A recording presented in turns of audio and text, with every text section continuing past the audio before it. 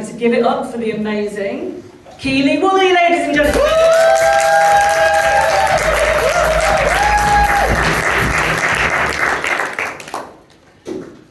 So I'd like to start by asking you a question. Have you ever been to one of those parties, the masquerade parties, where you don't know the real person behind that mask? It can be quite exciting, mysterious even, curious. It can actually be quite fun, can't it? Except, what happens if you have to wear that mask every single day? So let me take you back. It was December 2021. And I'm heading towards security in Schiphol Airport, Amsterdam. And as I scan over my passport, to the left of me, I can see the stairs. And to the right, I can see the escalator going up. And the sun is shining down. And as I step onto the escalator, I can hear the creak and whine. And the hustle and bustle and the excitement of everybody else around me as they're going on to their next journey. And yet, I'm not feeling that excitement. Only the crushing feeling pushing down on my chest as my breathing starts getting faster. And my thoughts are going round and round like a carousel as I repeat the car crash of the interview that I just had for the new organisation. As I reach the top,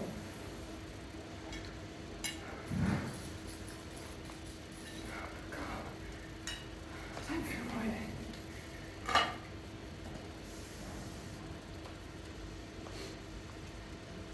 And then as I look up, I see her dark brown eyes looking down at me as her bob frames her round face. She's a bit like Dawn French from the Vicar of Dibley. But unlike her, her smile rarely greets her eyes. And I don't want to hear what she's got to say. Oh, Keely, why do you keep doing that to yourself? When are you going to learn? You can't keep everybody happy. When are you going to listen to your team? You're not responsible for their future.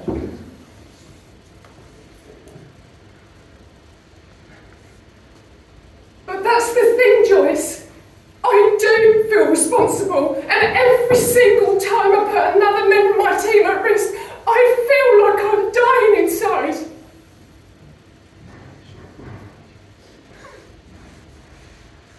I know, Keely, but there's only so much you can do. And don't think for a second that that smile is fooling anyone. You've got to focus on yourself. Now, I knew that Joyce was right, but unfortunately I did continue to look after the rest of my team. But that was until a month later, and I got the call from HR, and Joyce says to me, "I'm sorry, Keely, but you've not been successful in your role, and I'm afraid we're going to have to put you at risk." And in that moment, my world went crashing down, and mentally and physically, I completely shut down. So maybe you've had a time where you've been putting on that mask, that brave mask, that mask where it doesn't matter, everything's okay here. That face that says, "Don't you worry, I'm fine." That face that says, "Don't worry, I'll sort it all out." Unfortunately, I still had some life-changing decisions to make about my future. But mentally and physically, I wasn't in the space to do it. I wasn't able to speak to my friends or my family. I wasn't able to go to work. I was signed off sick. And ironically, COVID had struck, and I wasn't even able to speak to my therapist. So I had to find a way. I had to do it myself. So over time, I did learn to reset.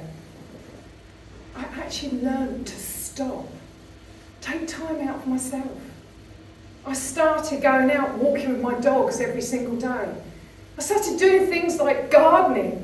It turns out I actually really enjoyed it, which was just as well, because I'm not saying my garden was overgrown, but I'd actually created my own forest. And I started listening to gardeners' world, and I went from growing weeds to gunning to be on the Chelsea Flower Show. And I started to re-energise. I did things like meditation and yoga. I learned how to do intention and show gratitude. I was like listening to things about Find Your Why by Simon Sinek and books about, I was going to say, mental health issues and memory loss, but I nearly forgot. And things like burnout. And over time, things did improve. And on my road to recovery, I started to reflect on the past. And the words of Joyce kept on spiralling around my head. And she was right. I was always pleasing everybody else, not setting any personal boundaries. Always putting on that brave mask, trying to keep everybody happy. But the problem is I didn't know why. And that was until a month later, and I'm in my garden, the sun is shining. I'm in my shorts and my t-shirt, I'm on the sun lounger, I can hear the birds singing, I've got a gin and tonic in hand. Now I don't know about you, but have you ever had that time where you've needed a kick? That kick in the right direction? Well, that day I did get the kick in the right direction. And it was a line from a book, and it was about the key reason, one of the key reasons for people pleasing was about this fear of confrontation, that not rocking the boat, trying to keep everybody happy, putting on that brave mask. But the question is why are you always fearing confrontation? What drives that? Is it that need to protect yourself? So I had to dig deep inside me and try and find out what was causing me to have that fear of confrontation, put on that people-pleasing mask. And eventually, I did realise that being that people-pleaser wasn't serving me, it wasn't serving my family. So I had to find a way. And the question is how do you stop people-pleasing? Now I know how you stop people-pleasing. How I discovered it was learning to please myself. Do what I love. And how did I help myself find that? When I look back at my past 23 years in the corporate world, I realised the thing that I loved more than anything else was training and coaching people, seeing the light shine in their eyes when they have that eureka moment, seeing them shine. And that was when I realised that I had to step back from the corporate world and set up my own coaching business so I can see others shine.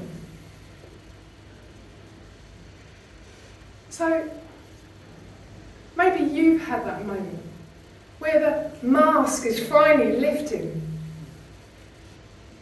but you're not quite sure what it is that you want to do or why. But what happens if there's someone that can lift that mask quicker and help you discover what you love?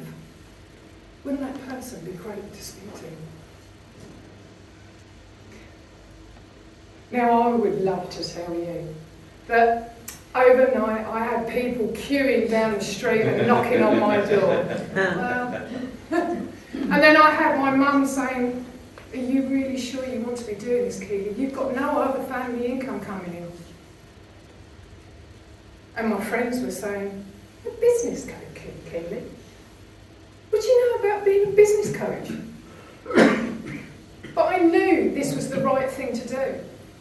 And little by little, things did start to improve. So where am I now? Well, you know the saying, never work with animals or children? Or husbands. Well, I did work with my husband. And I helped him to unlock something that was causing him anxiety.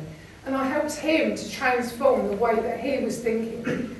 And now he's doing something that he loves. I then did my first 5-day challenge. And I helped one of my clients, Sammy Ingleton, to stop working the 70 hours that she was working. She learned to be vulnerable with her family, her friends, and importantly, with her colleagues as well. So she's created that trusting environment. And as a result of that, it means the business is improved, she's not working the 70 hours, and on top of that, she is mentally and physically healthier, and she's sleeping better than she's ever done. And of course, who would have thought that little old Keely would ever become a #1 best-selling author, who would also become an international speaker, something I'd always dreamed of. And of course, on top of that, is that now I get to be me, who I am, and what I love doing more than anything. And all of that I get to do by helping my clients using my Freedom Transformation Formula, which I would love to share with you.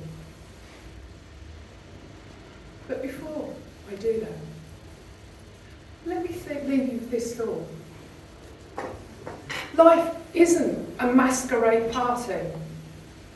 Life is about being who you truly are, being your true, authentic self. Thank you.